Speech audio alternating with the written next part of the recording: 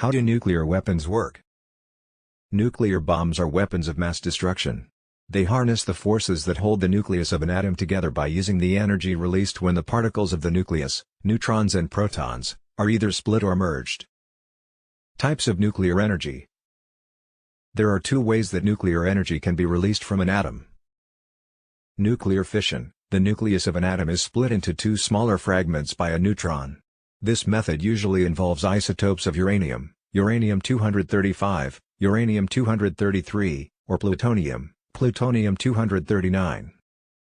Nuclear fusion. Two smaller atoms are brought together, usually hydrogen or hydrogen isotopes, deuterium, tritium, to form a larger one, helium isotopes. This is how the sun produces energy. The atomic bomb.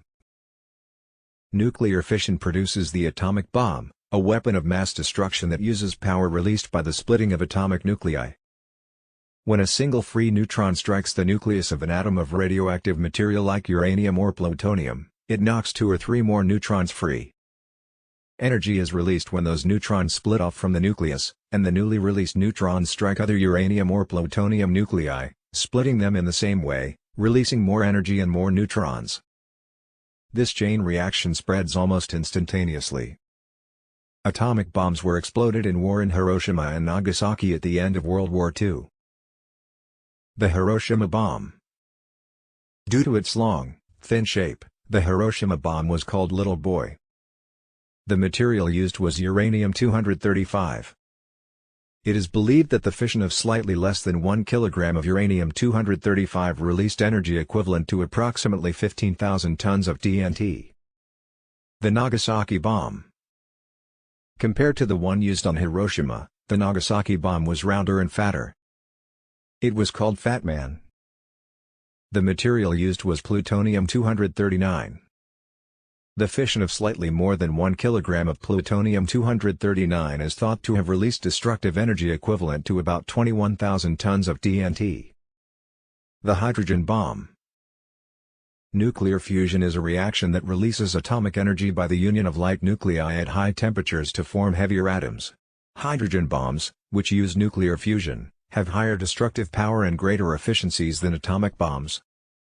Due to the high temperatures required to initiate a nuclear fusion reaction, the process is often referred to as a thermonuclear explosion. This is typically done with the isotopes of hydrogen, deuterium and tritium, which fuse together to form helium atoms. This led to the term hydrogen bomb to describe the deuterium-tritium fusion bomb. The first hydrogen bomb was exploded on 1 November, 1952 at the small island of Eniwetok in the Marshall Islands. Its destructive power was several megatons of TNT. The blast produced a light brighter than 1,000 suns and a heat wave felt 50 kilometers away.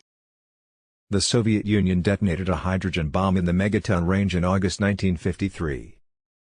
The U.S. exploded a 15-megaton hydrogen bomb on 1 March, 1954. It had a fireball of 4.8 kilometers in diameter and created a huge mushroom-shaped cloud. The effects of a nuclear weapon. If one of these bombs were ever used, the effect would be catastrophic. The heart of a nuclear explosion reaches a temperature of several million degrees centigrade. Over a wide area, the resulting heat flash literally vaporizes all human tissue. People inside buildings or otherwise shielded will be indirectly killed by the blast and heat effects as buildings collapse and all inflammable materials burst into flames. Those in underground shelters who survive the initial heat flash will die as all the oxygen is sucked out of the atmosphere.